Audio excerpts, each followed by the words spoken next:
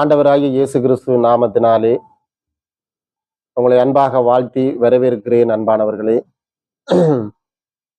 இந்த கடைசி காலத்திலே நாங்கள் திருச்சபையில் நடக்கின்ற ஆராதனை முறைமைகள், ஆண்டவராகிய இயேசு கிறிஸ்துவோடைய வருகை மிக சீக்கிரமாக சம்பவிக்க போகிறது என்பதனை நாங்கள் அறிவித்து வருகிறோம். நீங்கள் இந்த கடைசி காலத்திலே நீங்கள் பார்த்தீர்களாக இருந்தால் அநேகமான சம்பவம் மத்தேயு 24:3-7 வரைக்கும் சொல்லப்பட்ட அந்த கடைசி காலத்தினுடைய சம்பவத்தை இப்பொழுது எங்களுடைய காலங்களிலும் நாங்கள் அதை கண்ணூடாக பார்த்து வருகிறோம். எனவே இந்த ஆண்டவராகிய இயேசு கிறிஸ்துவோட வருகையிலே நாங்கள் ஒவ்வொருவரும் எடுத்துக்கொள்ளப்பட வேண்டும். அதற்காகத்தான் இயேசு கிறிஸ்துவானவர் தன்னுடைய ஸ்தானத்தில் இருந்து இறங்கி வந்து இந்த மண்ணான மனுஷனுக்காக தன்னையே ஜீவ பலியாக ஒப்பு கொடுத்து எங்கள் ஒவ்வொருவரையும் மீட்டிருக்கிறார். அன்பானவர்களே, எனவே நாங்கள் இந்த கடைசி காலத்திலே திருச்சபைகளிலே அநேகமான நெருக்கடிகளும் பிரச்சனைகளும் பிசாசானவனாலே ஏற்படுத்தப்பட்டு வருகிறதை நீங்கள் காண்கின்றீர்கள்.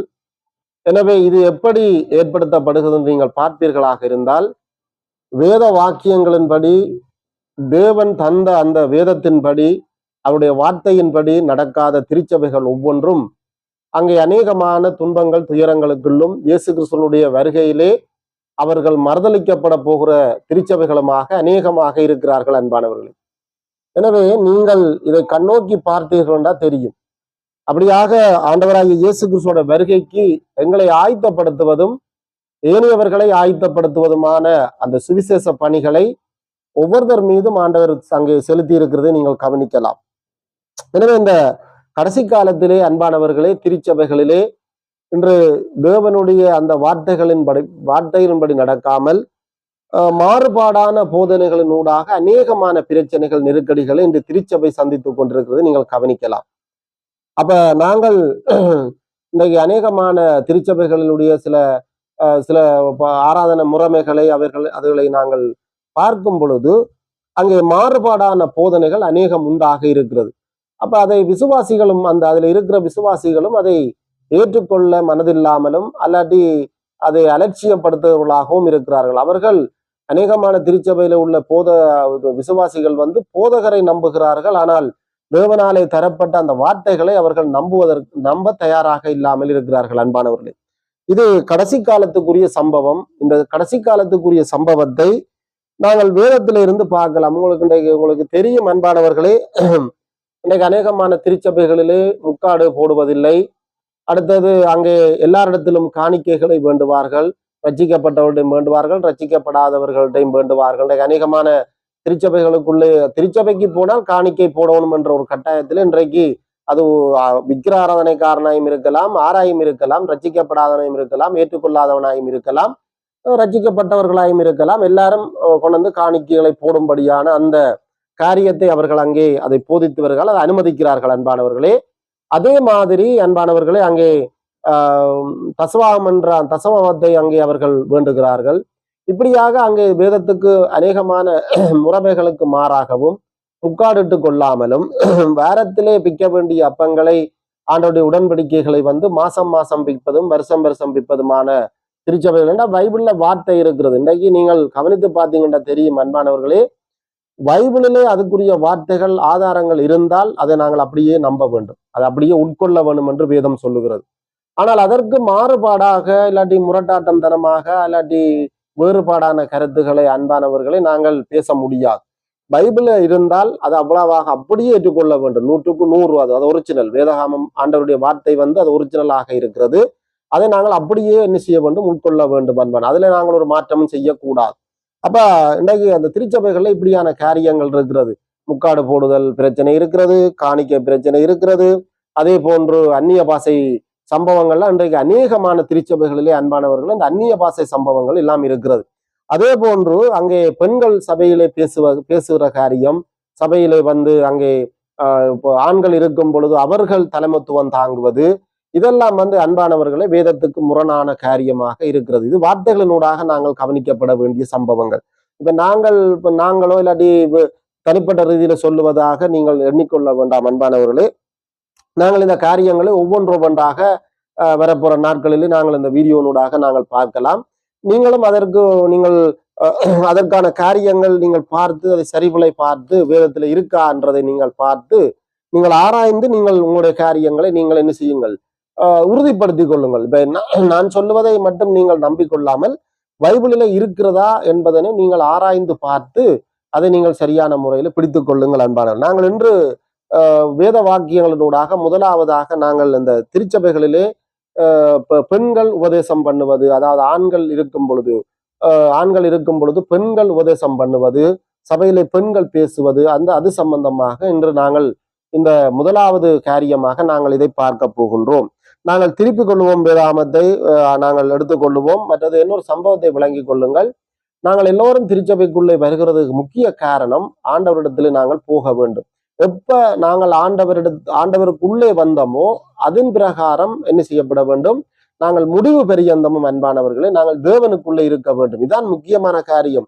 அதற்காகத்தான் நாங்கள் என்ன செய்கிறோம், உலகத்தில் இருக்கும் பொழுது பாடுகள், துன்பங்கள், துயரங்களையும் எல்லாத்தையும் சகித்துக் கொள்ளுகிறோம் அன்பான. ஏனென்று சொன்னால் நாங்கள் எப்ப கர்த்தரை ஏற்றுக்கொண்டு ஆண்டவராகிய இயேசு கிறிஸ்துவானவரை சொந்த இரட்சகராக ஏற்றுக்கொண்டு நாங்கள் எப்போ அவருக்குள் வந்தோமோ அன்று அந்த கணத்திலிருந்து நாங்கள் அவரை என்ன செய்கிறோம், துதிக்க ஆரம்பிக்கிறோம், அவரை நாங்கள் மகிமைப்படுத்த ஆரம்பிக்கிறோம். இந்த மகிமை இறுதி வரைக்கும், அதாவது உலகத்திலே முடிந்ததுக்கு பிற்பாடு நாங்கள் அவரோடு போயிருந்து என்ன செய்யப்பட வேண்டும், அங்கே நாங்கள் பரலோகத்துக்குள்ளே, அதாவது நியாய தீர்ப்புக்கு பின்பாடு நாங்கள் பரலோகத்துக்குள்ளே போகிறோம். அதுக்கு முன்பாக ஆத்துமாலை பார்க்கிற பரதேசிக்கு நாங்கள் போகிறோம். அந்த பரதேசியில இருந்து அங்கேயும் துதிக்கத்தான் போகிறோம். நியாய தீர்ப்புக்கு பிற்பாடு நாங்கள் பரலோகத்துக்குள்ளே பிரவேசித்து அங்கேயும் துதிக்கத்தான் போகிறோம். அப்ப எங்கட சதா காலத்திலும் நாங்கள் என்ன செய்ய போகிறோம், தேவனோடு உயிரோடு இருந்து அவருக்கு முன்பாக நாங்கள் என்ன செய்ய போகிறோம், அவரை மகிமைப்படுத்தும். இந்த குறிக்கோள் ஒன்றுதான் திருச்சபையினுடைய நோக்கங்கள். அப்ப அதுக்கு ஆத்துமாக்கள் என்ன செய்யப்பட வேண்டும், ஆயத்தப்படுத்தப்பட வேண்டும். இதைத்தான் நாங்கள் ஆண்டவர் சொல்லுகிறார். வெளிப்படுத்தல் 2ஆம் அதிகாரம் 7வது வசனத்தை நீங்கள் திருப்பிக் கொள்ளுங்கள். அங்கே அங்கே சொல்லப்படுகிறது, ஆண்டவர் சொல்லுகிறார், அங்கே ஜெயம் கொள்ளுகிறவன் எவனோ அவனுக்கு தான் அங்கே என்ன செய்யப்படுமா, தேவன் அங்கே பரதேசியில் அங்கே மத்தியில் இருக்கிற ஜீவ விருட்சத்தை நான் புசிக்க கொடுப்பேன் என்று சொல்றோம். அப்ப சபைக்கு வாரது முக்கியம் அல்ல, சபையில இருந்து இந்த உலகத்துல இருந்து நாங்கள் என்ன செய்யப்பட வேண்டும், ஜெயம் கொள்ள வேண்டும். வெற்றி பெற்றவர்களாகத்தான் நாங்கள் என்ன செய்யப்பட வேண்டும், பரலோக ராஜ்யத்துக்குள்ளே பிரவேசிக்க வேண்டும். நாங்கள் சபைக்கு வருகிறோம், எல்லா படிப்புகளையும் பங்கு கொள்ளுகிறோம், எல்லாம் அப்படி என்று வேதத்தில் இருந்தது. ஆனால் அதிலேயும் இருந்து ஜெயம் கொள்ள வேண்டும். இந்த உலகத்தை நாங்கள் என்ன செய்யப்பட வேண்டும், ஜெயம் கொண்டவர்களாக மாற வேண்டும் அன்பார். அப்ப ஜெயம் கொள்ளுகிறவனுக்கு தான் ஆண்டவர் என்ன செய்கிறார், பரதேசியின் மத்தியில இருக்கிற ஜீவ விருட்சத்தை புசிக்க கொடுக்கிறார் என்று வேதம் சொல்லுகிறது. அப்ப அந்த பரதேசியில் இருக்கிற மத்தியில இருக்கிற அந்த ஜீவ விருட்சத்தை நாங்கள் புசிக்க வேண்டுமாக இருந்தால் நாங்கள் இங்கே உலகத்தில் என்ன செய்யப்பட வேண்டும், நாங்கள் ஜெயம் கொள்ளுகிறவர்களாக இருக்க வேண்டும். அப்ப அந்த ஜெயம் கொள்வதற்கு எங்களுக்கு என்ன தேவை என்று நீங்கள் பார்ப்பீர்களாக இருந்தால் அன்பானவர்களே, எங்களுக்கு அங்கே ஆண்டவருடைய வார்த்தை மிக முக்கியமாக இருக்கிறது. ஆண்டவருடைய வார்த்தை எங்களுக்கு மிக முக்கியமாக இருக்கிறபடியினாலே எங்களுக்கு நாங்கள் அந்த வேத வாக்கியங்களின் படிதான் என்ன செய்யப்பட வேண்டும், நாங்கள் அங்கே ஆண்டவருடைய போவதற்கு நாங்கள் ஆயத்தப்படுகிறவர்களாகவும் தயார்படுத்தப்படுகிறவர்களாகவும் ஆண்டவர் எங்களுக்கு என்ன செய்கிறார், வேத வாக்கியங்களை தந்திருக்கிறார். நாங்கள் திருப்பிக் கொள்ளுவோம் அன்பானவர்களே. நாங்கள் திருச்சபையிலே பெண்கள் என்ன செய்யப்பட வேண்டும் என்பதை நாங்கள் ஆராய்ந்து பார்ப்போம். எடுத்துக்கொள்ளுவோம். நாங்கள் 1 கொரிந்தியர் 14ஆம் அதிகாரம் 1 கொரிந்தியர் 14ஆம் அதிகாரம் அங்கே 33 இருந்து 35 வரைக்கும் நாங்கள் வாசிப்போம். நாங்கள் வாசிக்கிறேன், நீங்கள் கவனித்துக் கொள்ளுங்கள். 33 இருந்து 35 வரைக்கும் நான் வாசிக்கிறேன், கவனித்துக் கொள்ளுங்கள். தேவன் காலத்துக்கு தேவனாய் இராமல் சமாதானத்துக்கு தேவனாய் இருக்கிறார். பரிசுத்தவான்களுடைய சபைகள் எல்லாவற்றிலேயும் அப்படியே இருக்கிறது. சபைகளில் உங்கள் கவனிக்க வேண்டும். 34வது வசனம், சபைகளில் உங்கள் ஸ்திரீகள் பேசாமல் இருக்க கடவர்கள், பேசும்படிக்கு அவர்களுக்கு உத்தரவில்லை, அவர்கள் அமர்ந்திருக்க வேண்டும், வேதமும் அப்படியே சொல்லுகிறது என்று அங்கே இந்த 34வது வசனம் துவங்குகிறது. அடுத்தது 35வது வசனத்திலே நீங்கள் கவனித்து பாருங்கள் அன்பானவர்களே. அவர்கள் ஒரு காரியத்தை கற்றுக்கொள்ள விரும்பினால் வீட்டிலே தங்கள் புருஷரிடத்தில் விசாரிக்க கடவர்கள். ஸ்திரீகள் சபைகளிலே பேசுகிறது அயோக்கியமாக இருக்குமே என்று இந்த 1 கொரிந்தியர் 14ஆம் அதிகாரம் அங்கே 33 இருந்து நீங்க 35 வரைக்கும் நீங்கள் வாசித்து பார்த்தீங்கன்னா உங்களுக்கு தெரியும் அன்பானவர்களே. அப்ப இன்றைக்கு பைபிள்ல இது ஒரு காரியம் இல்லை, நான் அநேகமான வார்த்தையை சொல்ல போகிறேன். இதை கடைசி காலத்துல என்ன சொல்லுகிறார்கள், ஒரு குறிப்பிட்ட கால உபதேசத்துல எப்படி கொண்டு வருகிறார்கள் என்று சொன்னால், அங்கே இது கொருந்து சபைக்கு கொடுக்கப்பட்டது. கொருந்து சபையில உள்ள ஸ்திரிகள் அங்கே கொருந்து பட்டத்துல இருக்கிறவர்கள் அவர்கள் ஒரு முக்காடு போட்டிருந்தால் அவர்கள் ஒரு விபச்சாரக்காரிகள் என்றும், அவர்கள் அங்கே சபைகளுக்குள்ளே வரும் பொழுதும் அவர்கள் முக்காடு கொண்டு அது விபச்சாரத்துக்குரியோடு சம்பந்தப்பட்டன்னு சொல்லி இந்த கடைசி காலத்துல ஒரு உபதேசம் அங்கே அன்பானவர்களை இது கடைசி காலத்துல எழும்பி நிற்கிறது. ஆனால் வேதம் எங்களுக்கு தெளிவாக சொல்லுகிறது, வேதமும் அப்படியே சொல்லுகிறது என்று சொன்னால் அப்ப இது முழுக்கலம் பழைய ஏற்பாடு புதிய ஏற்பாடு எல்லாம் சேர்ந்துதான் இந்த வேதம் என்ற ஆண்டவர் தொகுத்து வச்சிருக்கிறார். அப்ப இதுல எந்த ஒரு மாற்றமும் செய்யக்கூடாது. இதே 1 கொரிந்தியர் 14ஆம் அதிகாரம் அங்க நீங்கள் 1, 2, 3வது வசனத்துல நீங்கள் கவனிப்பீர்களாக இருந்தால், அழைக்கப்பட்ட பரிசுத்தவான்கள் அங்க எங்கும் தொழுது கொள்ளுகிற பரிசுத்தவான்களுக்கு எழுதுகிறதாவது என்று கிடக்கு. அப்ப 1ஆம் அதிகாரம் 1வது வசனத்திலேயே 2, 3வது வசனத்திலேயே எங்களுக்கு உறுதிப்படுத்தப்படுற அப்ப உலகம் பூராகவும் தொழுது கொள்ளுகின்ற பரிசுத்தவான்களுக்கு சொல்லப்படுது. இப்ப எங்களுக்கு இதெல்லாம் இந்த கடைசி காலத்துக்குரிய சம்பவம் என்று நான் ஏன் அன்பானவர்களை உங்களுக்கு சொல்லுகிறோம் என்று சொன்னால், இந்த கடைசி காலத்துல என்ன செய்யறோம் சொன்னால், எங்களுக்கு வேதத்துல என்ன செய்யப்படுற ஆண்டவர் தந்திருக்கிறார், எங்களுக்கு தமிழ் மொழியில எங்களுக்கு தந்திருக்கிறார் வேதத்தை. எங்களுக்கு இங்கிலீஷ்ல தரவில்லை, அல்லது அந்த ஹிப்ரு மொழியில தரவில்லை, எபிரேய மொழியில தரவில்லை, கிரேக்க மொழியில தரவில்லை. அன்பானவர்களே, எங்களுக்கு அடுத்த மொழியை பற்றி எங்களுக்கு தரவில்லை. எங்களுக்கு ஆண்டவர் நாங்கள் கற்றுக்கொள்ள விரும்பிய அதே மொழியில எங்களுக்கு தந்திருக்கிறார் ஆண்டவர். அப்ப அந்த மொழியிலே தந்தால் அன்பானவர்களை நாங்கள் அதுல இருந்துதான் என்ன செய்ய வேண்டும், மற்றவர்களுக்கு கற்றுக் கொடுக்க வேண்டும், நாங்களும் அதை கற்றுக்கொள்ள வேண்டும். அப்ப இதுல இருக்கிறது தான் நாங்கள் கவனிக்க வேண்டும். எங்களுக்கு நியாய தீர்ப்பு கூட இங்கிலீஷ்ல இருந்து கிடைக்க போகிறது அல்ல, அதாவது எபிரேய மொழியில இருந்து கிடைக்க போறதும் அல்ல. தமிழ் மொழியிலே ஆண்டவர் என்ன செய்திருக்கிறார், எங்களுக்கு மொழிபெயர்த்து அழகாக தந்திருக்கிறார். இதுல இருந்துதான் நாங்கள் என்ன செய்யப்பட வேண்டும் அன்பானவர்களை, நாங்கள் இதை கற்றுக்கொள்ள வேண்டும். அப்ப இதுல இருந்து எங்களுக்கு என்ன தரப்பட்டிருக்கிறதோ அதை நாங்கள் என்ன செய்ய வேண்டும், அப்படியாக பைபிள்ல இருக்கிறதை நாங்கள் விழுங்கிக் கொள்ள வேண்டும். அதுதான் முக்கியமான பகுதி. அப்ப ஆண்டவர் சொல்லுகிறார், சபைகளிலே உங்கள் ஸ்திரிகள் பேசாமல் இருக்க கடவர்கள் பேசும்படிக்கு அவர்களுக்கு உத்தரவில்லை என்று சொல்லப்படுகிறது. அப்ப இது ஒருதான் வசனம் என்று சொல்லி இன்றைக்கு என்ன செய்கிறார்கள், அநேகமானவர்கள் இதை மாறுபாடாக யோசிக்கிறார்கள். ஏன் ஆண்டவர் சொன்னார், ஏன் சபைகளிலே ஆண்டவர் எங்கேயுமே நீங்கள் பார்த்தீங்கன்னு சொன்னால், அங்கே 12 அப்போஸ்தலர்கள் மத்தியிலே இயேசு கிறிஸ்துவான ஒரு அப்பத்தை எடுத்து கொடுத்தார். தன்னை தாங்கிய தாய், அதாவது அவர் மரியாளை ஆண்டவர் தேவன் பயன்படுத்தின மிக முக்கியமான ஒரு பாத்திரத்தை அவர் அந்த இடத்திலே பயன்படுத்தவில்லை. மிக உன்னிப்பாக கவனிச்சு பாருங்கள். அதிலே ஆண்டவர் பயன்படுத்தவில்லை. அதுல மரியாதை ஏன் பயன்படுத்தவில்லை? 12 சீசர்களை மட்டும்தான் ஆண்டவர் என்ன செய்கிறார், பயன்படுத்துகிறார். அன்பானவர்களை, ஏன் மரியாதை பயன்படுத்தவில்லை? அப்ப அதுக்காண்டி நீங்கள் ஒரு விஷயத்தை விளங்கிக் கொள்ளணும். அங்கே ஸ்திரியானவள் அடிமை இல்லை. அன்பானவர்களை, அடிமையாக நீங்கள் யோசித்திராதீர்கள். ஒழுங்கு கொடுக்கப்படுகிறது. திருச்சபையாக இருந்தாலும் சரிதான், தேவனுடைய விசுவாசிகள் குடும்பங்களா இருந்தாலும் சரிதான், உலக பிரகாரமா நீங்கள் பாத்தீங்கன்னு சொன்னாலும் எல்லா இடத்திலும் ஒரு ஒழுங்கு கொடுக்கப்படுகிறது. நீங்கள் ஆதிகாமத்துல கூட நீங்கள் பாத்தீங்கன்னு சொன்னால், தேவன் ஆண்டவரை ஆதாமை உண்டாக்கி ஏதேன் என்ற இடத்துல தோட்டத்துல கொண்டே விடும் பொழுது அவர் என்ன செய்தார், தோட்டத்தை பாதுகாத்து பண்படுத்தும் சொன்னார். அப்ப ஸ்திரியானவளை ஆண்டவர் உண்டாக்கவில்லை. ஏதேன் தோட்டம் என்பது ஒரு சபை.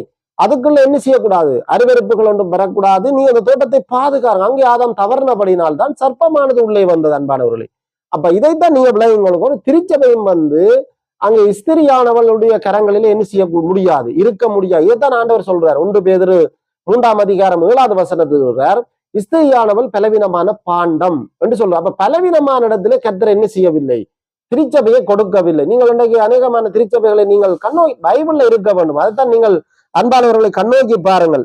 இதுக்கு ஒப்பான வசனம் நீங்கள் அடுத்த வசனத்தையும் திருப்பிக் கொள்ளுங்கள். அன்பானவர்களே, 1 தீமோத்தேயு 2ஆம் அதிகாரம் 11வது வசனம் 12வது வசனத்துல சொல்லப்படுகிறது, உபதேசம் பண்ணவும் புருஷன் மேல் அதிகாரம் செலுத்தவும் ஸ்திரியானவளுக்கு நான் உத்தரவு கொடுக்கிறது இல்லை. அப்ப யோசித்து பாருங்கள், உபதேசம் பண்ணவும் புருஷன் மேல் அதிகாரம் செலுத்தவும் ஸ்திரியானவளுக்கு நான் என்ன செய்யறது இல்லையாம், உத்தரவு கொடுக்கிறது இல்லை என்று வேதம் சொல்லுகிறது. அப்ப உபதேசம் பண்ணவும் புருஷன் மேல் அதிகாரம் செலுத்தவும் ஸ்திரியானவளுக்கு நான் உத்தரவு கொடுக்கிறேன்னு சொன்னா அடிமைத்தனத்திலே ஆண்டவர் கொண்டு வரவில்லை. ஆண்டவர் ஒழுங்கை கொண்டு வரார். அந்த வசனத்தை வாசிக்கிறேன், கவனிங்கள். ஸ்திரியானவள் எல்லாவற்றிலும் அடக்கமுடையவளாயிருந்து அமைதலோடு கற்றுக்கொள்ள கடவுள். அப்ப ஒரு அங்க திருச்சபையினுடைய போதனைக்குள்ளே அங்க ஸ்திரியானவளை கொண்டு வருகிறார் ஆண்டவர். ஒரு சபையிலே ஒரு ஒழுங்கமைப்பை கொண்டு வருகிறார். அன்பானவர்களை, அப்ப அந்த ஒழுங்கமைப்புக்குள்ளேதான் ஆண்டவர் என்ன செய்கிறார், ஸ்திரியானவள் எல்லாவற்றிலும் அடக்கமுடையவளாயிருந்து அமைதலோடு கற்றுக்கொள்ள கடவுள். உபதேசம் பண்ணவும் புருஷன் மேல் அதிகாரம் செலுத்தவும் ஸ்திரியானவளுக்கு நான் உத்தரவு கொடுக்கிறது இல்லை, அவள் அமைதலாக இருக்க வேண்டும் என்று அங்கே ஒரு ஆணித்தரமாக ஆண்டவர் என்ன செய்கிறார், இந்த காரியத்தை வெளிப்படுத்துகிறதை நீங்கள் கவனிக்கலாம் அன்பான. அப்ப இந்த உபதேசம் எல்லாம் ஏன் திருச்சபையிலே போதிக்கப்படுவதில்லை? இதான் இந்த கடைசி காலத்துக்குரிய சம்பவம். இன்றைக்கு கடைசி காலத்துல நீங்கள் பாத்தீங்கன்னு சொன்னா அந்த உலக பிரகாரமான ஆட்கள் எல்லாம் திருச்சபையை என்ன செய்கிறார்கள்? திருச்சபையில உள்ள விசுவாசிகளை ஆண்டவருடைய அந்த ஆத்துமாக்களை எல்லாம் இன்றைக்கு என்ன செய்கிறார்கள்? கேவலப்படுத்துகிறார்கள் அன்பான. இதே 1 கொரிந்தியர் 11ஆம் அதிகாரம் நீங்க 23வது வசனத்தை நீங்கள் வாசித்து பாருங்கள். 1 கொரிந்தியர் 14ஆம் அதிகாரம் 23வது வசனம். ஆகையால் சபையார் எல்லோரும் ஏகமாய் கூடி வந்து எல்லோரும் அந்நிய பாஷைகளிலே பேசிக் கொள்ளும் பொழுது கல்லாதவர்களாவது அவிசுவாசியாவது உள்ளே பிரவேசித்தால் அவர்கள் உங்களை பைத்தியம் பிடித்தவர்கள் சொல்லுவார்கள் அல்லவா? வேதம் எவ்வளவு அழகாக சொல்லுது அன்பானவர்கள். ஏன் நாங்கள் திருச்சபையை குழப்புகிறோம்? பிசாசானவனுக்கு நாங்கள் இடம் கொடுக்கிறோம் என்றதை வேதம் தெளிவாக சொல்லுகிறது அன்பான். எடுத்துக்கொள்ளுங்கள் வெளிப்படுத்தல் 2ஆம் அதிகாரம் அங்கே 20வது வசனத்தை வாசிக்கிறேன், கவனியுங்கள். வெளிப்படுத்தல் அங்கே 2ஆம் அதிகாரம் 20வது வசனத்தை நான் வாசிக்கிறேன், கவனியுங்கள் அன்பானவர்கள். 2ஆம் அதிகாரம் 2ஆம் அதிகாரம் வெளிப்படுத்தல் 20ஆம் வசனம். ஆகிலும் உன் பேரில் எனக்கு குறைவுண்டு, என்னவெனில் தன்னை தீர்க்கதரிசி என்று சொல்லுகிற யேசேபேல் என்னும் ஸ்திரியானவர் என்னுடைய ஊழியக்காரர் வேசித்தனம் பண்ணவும் விக்கிரகங்களுக்கு படைத்தவர்களை புசிக்கவும் அவர்களுக்கு போதித்து அவர்களை வஞ்சிக்கும்படிக்கு நீ அவளுக்கு இடம் கொடுத்தா என்று சொல்லப்படுகிறது. அப்ப திருச்சபையில உள்ள ஒரு ஒழுங்கமைப்பை ஆண்டவர் கேட்கிறார். அது தியேத்திரா சபைக்கு ஆண்டவர் கதை, தியேத்திரா சபைக்கு தான் இந்த தியேத்திரா சபையில அந்த ஆண்டவர் ஆவியானவர் ஊடாக இந்த சபை இந்த காரியம் வெளிப்படுத்தப்படுகிறது. அப்ப ஆண்டவர் கேட்கிறார், நீர் அவளுக்கு இடம் கொடுத்திருக்கிறாய், அவள் தன்னை ஒரு தீர்க்கதரிசி என்று சொல்லுபவளுக்கு நீ இடம் கொடுத்திருக்கிறாய். அந்த இடம் கொடுத்தபடியினாலே அவள் என்னுடைய ஊழியக்காரரை வேசித்தனம் பண்ணவும் விக்கிரகங்களுக்கு படைக்கப்பட்டதை புசிக்கவும் என்ன செய்திருக்கிறாள்? அங்கே போதித்திருக்கிறாள் என்று சொல்லப்படுகிறது. பாருங்கள், போதித்து புசிக்கவும் அவர்களுக்கு போதித்து அவர்களுடைய வஞ்சிக்கும்படிக்கு நீ அவளுக்கு என்ன செய்திருக்கிறாய்? இடம் கொடுத்திருக்கா. இதெல்லாம் ஏன் அன்பானவர்களே இந்த கடைசி காலத்துல இந்த திருச்சபைகளை ஏன் போதிக்கப்படுவதில்லை? இதுதான் இன்றைக்கு பிரச்சனை. ஆண்டவர் எங்களுக்கு அழகாகத்தானே வார்த்தைகளை தந்து, பைபிள்ல இல்லைன்னு சொன்னா ஒருத்தரும் கதைக்க முடியாது. எங்களுடைய சிந்தனைகளோ எங்களுடைய எண்ணங்களோ எங்களுக்கு தேவையில்லை அன்பானவர்களே. பைபிள்ல இருந்தால் அப்படியே நீங்கள் எல்லாரும் என்ன செய்ய வேண்டும்? ஏற்றுக்கொள்ளணும். வேத வாக்கியங்களை ஆராய்ந்து பாருங்கள், அவைகள் என்னை குறித்து சாட்சி கொடுக்குதுன்னு ஆண்டவர் சொல்லுகிறார். யோவான் 5ஆம் அதிகாரம் 39வது வசனத்துல சொல்றாரு. ஏன் சொல்ல வேண்டும்? வேத வாக்கியங்களை ஆராய்ந்து பாருங்கள். ஏன் ஆராய்ந்து பார்க்கிறீர்கள்? இல்லை. இதான் அந்த கடைசி காலத்தில் உள்ள பிரச்சனை. ஆராய்ந்து பாருங்கள். எங்களுக்கு அன்பான ஆண்டவர் சொல்லுகிறார், மனுஷனுக்கு நீ ஊழியம் செய்ய வழிகிடுவீர்களா? மனுஷனுக்கு ஊழியம் செய்யுங்கள். தேவனுக்கு ஊழியம் செய்யறனால் தேவனுக்கு ஊழியம் செய்யுங்கள். அப்ப நாங்கள் யாருக்கு ஊழியம் செய்ய வழிகிட்டு இருக்கிறோம்? போதகருக்கா, போதகிக்கா, இல்லாட்டி யாருக்கு ஊழியம் செய்ய? இதுல இன்னொரு விஷயத்தை கவனிச்சுக்கணும். ஊழியம் செய்கிறதை ஆண்டவர் என்ன செய்யவில்லை? தடை பண்ணவில்லை. ஊழியம் செய்யலாம். ஒரு குடும்பமாக ஊழியம், ஸ்திரியும் கணவனும் மனைவியும் ஊழியம் செய்யலாம், இல்லாட்டி ஸ்திரிகளோடு சேர்ந்து, அது வேற பகுதி. பொறுப்பாக நின்று செய்யக்கூடாது என்றால் ஆண்டவர் சொல்லுகிறார். அதாவது சபையிலே ஆண்கள் இருக்கிற இடங்களிலே இன்றைக்கு அநேகமான திருச்சபைகளை நீங்க பாத்தீங்கன்னா பெண்கள் எல்லாம் ஆண்கள் எல்லாம் இருக்கிறார்கள். பெண்கள்லாம் என்ன செய்யறார்கள்? எழும்பி நின்று ஏதோ எல்லாம் செய்கிறார்கள். இதெல்லாம் ஆண்டவர் சொல்றார். ஒரு பலவீனமான இடத்துல திருச்சபை ஆண்டவர் கொடுக்கவில்லை. ஆதாமில இருந்து திருச்சபை வெளிக்கிடுறது அன்பானவர்கள். மிக உன்னிப்பாக கவனிங்கள். ஏதேனில இருக்கிற தோட்டத்துக்குள்ள, ஏதேன் என்றது சபை, அதாவது நாங்கள் கிறிஸ்துவுக்குள்ள இருக்கிறோம். அங்கே சபை, அதாவது மகாபரிசுத்தலம் ஏதேன் தோட்டம், அந்த தோட்டத்தினுடைய பொறுப்பை ஆதாமிட்ட ஆண்டவர் கொடுக்கிறார், ஏவாளிட்ட கொடுக்கவில்லை. அப்ப அந்த ஆதாமிட்ட கொடுத்த அந்த பொறுப்பை ஸ்திரியானவளுக்கு ஆதாம் படிப்பிக்கிறார். திருச்சபைக்கு ஆண்டவர் என்ன செய்யறார்? படிப்பிச்சிருக்கிறார். இப்படி செய்யுங்கள் ஏண்டான்னு சொன்னார். நீ அந்த கனியை புசிக்க வேண்டாம், புசித்தா சா வேண்டாம். ஆதாமுக்கு தான் ஆண்டவர் என்ன செய்தார்? எல்லாத்தையும் கற்றுக் கொடுத்தார். ஆனால் ஆதாம் என்ன செய்தார்? ஏவாளுக்கு கற்றுக் கொடுத்திருக்கிறார். ஏவாளுக்கு கற்றுக் கொடுத்தபடினாலே உள்ளே ஆள் என்ன செய்தது? அந்த சர்ப்பம் உள்ளே புகுந்தான், வஞ்சிக்கப்பட்டதான். அப்ப இன்றைக்கு ஆண்டவர் சொல்றாரு, அது பலவீனமான பாண்டம். ஸ்திரியானவர் என்ன இலகுவான முறையில என்ன செய்யப்படுது? ஏமாற்றப்படுவார்கள். பிசாசினாலே, பிசாசினுடைய தந்திரத்தினாலே தான் என்ன செய்யப்பட்டார்கள்? ஏமாற்றப்பட்டால் அந்த ஸ்திரியானவள் ஏவாள் ஏமாற்றப்பட்டு தான் உள்ளே சர்ப்பம் வந்தது. அந்த சர்ப்பத்தினூடாக தான் என்ன செய்யப்பட்டிருக்கு என்றால் பாவம் பிரவேசித்தது அன்பானவர்கள். அந்த பாவத்தின் நிமித்தம் தான் இன்று என்ன செய்யப்படுகிறது? அப்ப ஆண்டவர் எல்லா திருச்சபைகளிலேயும் ஒரு ஒழுங்கு கொடுத்திருக்கிறார். அந்த ஒழுங்குக்குள்ளேதான் என்ன செய்யப்பட வேண்டும்? திருச்சபை நடத்தப்பட வேண்டும் என்றது வேதம் தெளிவாக இருக்கிறது. அடுத்தது அப்போஸ்தலர்ல நீங்கள் பாத்தீங்கன்னு சொன்னா 21ஆம் அதிகாரத்துல 8ல இருந்து நீங்கள் 11 வரைக்கும் நீங்கள் பாத்தீங்கன்னு சொன்னால் அங்கே 4 கன்னி ஸ்திரிகள், பிலிப்பினுடைய சகோதரிகள் 4 கன்னி ஸ்திரிகள் இருக்கிறார்கள். அவர்களை ஆண்டவர் பயன்படுத்தவில்லை. அதே வீட்டுலதான் அப்போஸ்தலரும் இருக்கிறார்கள். பவுல் அங்கே இருக்கிறார். அதாவது கன்னி ஸ்திரிகள் 4 தீர்க்க தரிசனம் சொல்லுகிற கன்னி ஸ்திரிகள் அங்கே 4 பேர் இருக்கிறார்கள். ஆனால் என்ன செய்யப்படுகிறது? எருசலேம் நகரத்துல இருந்து ஆகாப் என்ற ஆளாளை கொண்டு வந்து அதாவது பவுலனுடைய கட்சி எடுத்து கட்டி இந்த கட்சிக்குரியவன் எருசலேம் நகரத்திலே கட்டப்படுவான் என்று என் ஆண்டர் சொல்லவன். ஏன் அங்கே இருக்கிற பெண்ணை பயன்படுத்தவில்லை? அதே மாதிரி நீங்கள் இது புதிய ஏற்பாட்டுல மட்டுமில்ல, பழைய ஏற்பாட்டை நீங்கள் பார்க்கலாம் அன்பானவர்களே. எஸ்தர் புஸ்தகத்துல நீங்கள் 1 அதிகாரம் அங்கே 20 இருந்து 22 வரைக்கும் பார்க்கலாம். அங்கேயும் என்ன சொல்லப்படுகிறது? எல்லா வீடுகளுக்கும் எல்லா இல்லங்களுக்கும் புருஷனானவன் தான் தலைவனாக இருக்க வேண்டும் என்று அங்கேயும் சொல்லப்பட்டிருக்கிறது. இப்படி அநேகமான வார்த்தைகள் இருக்கிறது அன்பானவர்களே. நீதிமொழிகள்ல நீங்கள் 6 அதிகாரம் 21 இருந்து நீங்கள் வாசிக்கலாம். 21 இருந்து 26 வரைக்கும் வாசிக்கலாம் அன்பானவர்களே. அதனால் அந்த நீதிமொழிகளை நாங்கள் இருக்கா வாசிப்போம், எடுத்துக்கொள்வோம். நீதிமொழிகள் 6 அதிகாரம் அங்கே 21 இருந்து நான் வாசிக்கிறேன் அன்பானவர்களை, கவனித்துக் கொள்ளுங்கள். நீதிமொழிகள் 6 அதிகாரம் அங்க 21 இருந்து நான் வாசிக்கிறேன், கவனிங்கள். அவைகள் எப்பொழுதும் உனக்கு இருதயத்தில் அணிந்து அவைகளை உன் கழுத்திலே கட்டிக்கொள். நீ நடக்கும் பொழுது அது உனக்கு வழிகாட்டும். பக்கம் 768 பக்கம், நீதிமொழிகள் 6 அதிகாரம் 22 வசனம். நீ நடக்கும் போது அது உனக்கு வழிகாட்டும், நீ படுக்கும் பொழுது அது உன்னை காப்பாற்றும், நீ விழிக்கும் பொழுது அது உன்னோடு கூட சம்பசிக்கும். கட்டளைகளை விளக்கு, வேதமே வெளிச்சம், போதக சிச்சையே ஜீவ பலி. 24 வசனம். அது உன்னை துர்மார்க்க ஸ்திரிகளுக்கும் இச்சகம் பேசும் நாவுடைய பரம ஸ்திரிகளுக்கும் விலக்கி காக்கும். உன் இருதயத்திலே அவள் அழகை இச்சியாதே, அவளின் கண்ணிமையினாலே உன்னை பிடிக்க விடாது. வேசித்தனம் ஒரு துணிக்கைகளையும் இறக்க வேண்டியதாய் இருக்கும். விபச்சாரக்காரியானவள் அருமையான உயிரை வேட்டையாடுகிறான். ஸ்திரியை பற்றி தான் இங்கேயும் சொல்லப்படுது. இதே மாதிரிதான் அங்கே எரேமியாவிலேயும் இந்த புஸ்தகங்கள இந்த காரியம் இருக்கு.